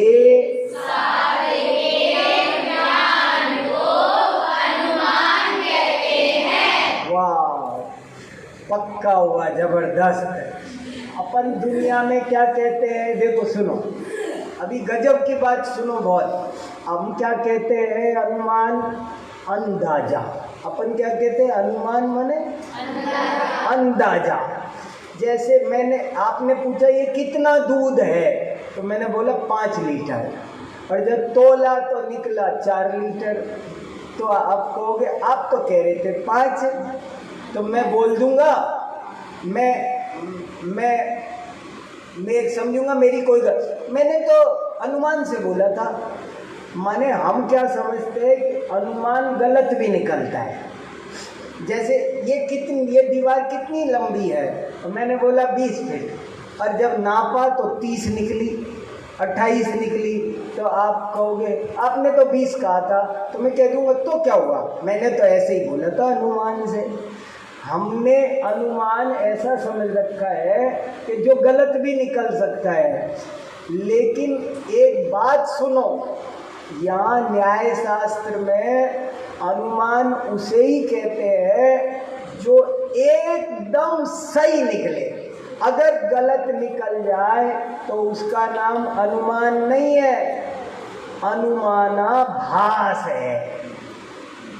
अगर मैंने कहा कि ये 20 फीट है और निकला 28, तो अब क्या है, ये मेरा अनुमानाभास है। मैंने कहा 5 लीटर, निकला 4 लीटर, तो क्या है ये अनुमानाभास। अरे अनुमान होता ही साधनों से है। आपको स्केल लेकर के नापना चाहिए था। हम स्केल लेकर बताया कि ये 28 फीट है, तो इसका नाम क्या है, अनुमान। क्यों? क्योंकि स्केल है साधन और उसकी लंबाई है साध्य। अब साधन से साध्य का ज्ञान हुआ, अब अनुमान है। तो फिर प्रत्यक्ष क्या है कि जो केवल ज्ञान से होता है, जो अवधि ज्ञान से होता है, जो मने परे ज्ञान से होता है, वो है प्रत्यक्ष, स्वाधीन और पराधीन। हाँ, क्या फिर बोलना? हाँ, भले एक देश प्रत्यक्ष है पर है प्रत्यक्ष।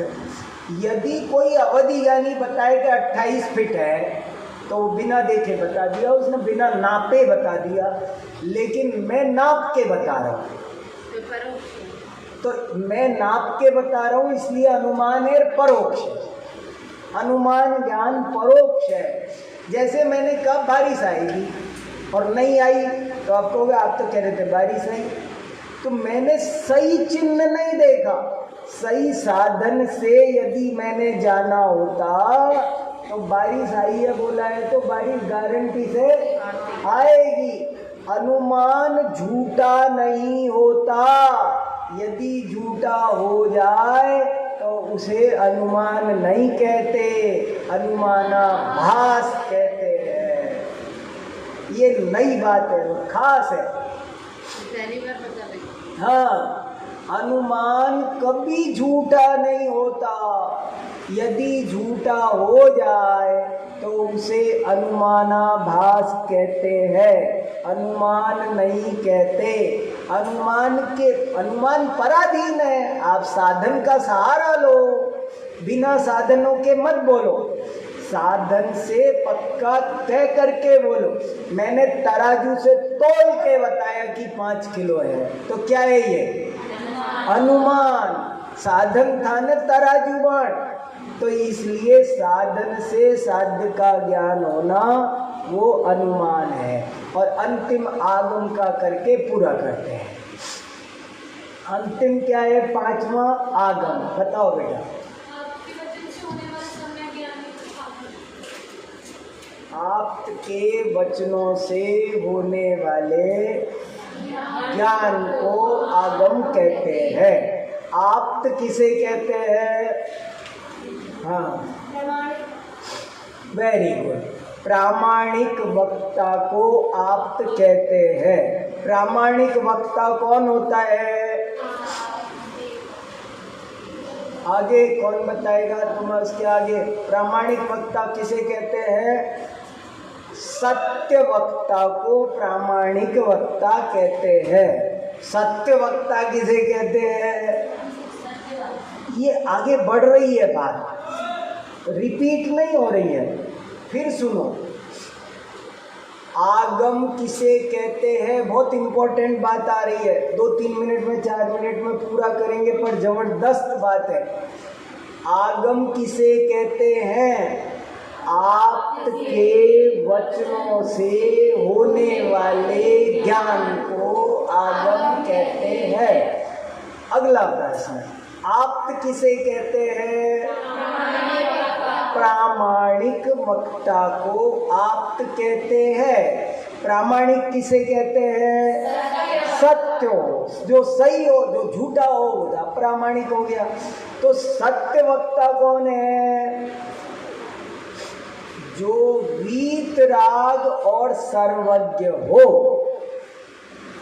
वो ही सच्चा वक्ता हो सकता है। क्यों? अब इस पर सोचो, लिख लो अच्छे से, बहुत जरूरी है ये बात।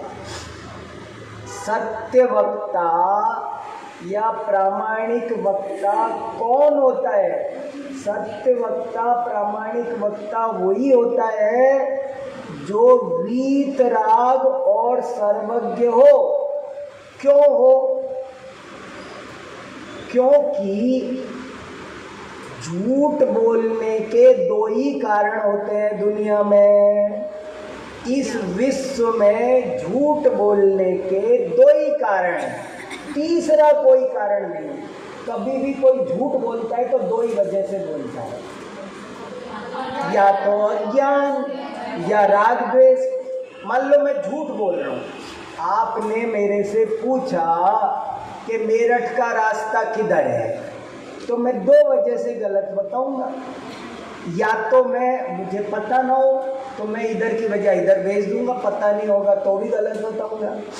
या मुझे राग द्वेष है, आपको परेशान करना है आज, तो भी गलत बता दूंगा।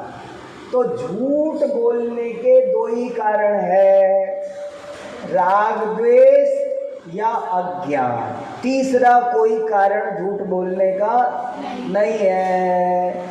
इस टेबल में राग द्वेष नहीं है, अज्ञान नहीं है, तो ये झूठ नहीं बोलती है। झूठ 2 ही कारणों से बोला जाता है, इसलिए आपको वीतरागी और सर्वज्ञ होना चाहिए। ठीक है, चलो बहुत हुआ, 2 घंटे हो गए पढ़ते हैं। थक गए? नहीं थके? मैं ज़्यादा देर पढ़ा रहा हूँ। कोई पीरियड स्कूल में 40-45 मिनट का होता होगा, इतनी लंबी क्लास नहीं लगी कभी तुम्हारी। 2 घंटे हो गए पढ़े जा रहे हैं। शाबाश, ये मैं ले जा रहा हूँ साथ में।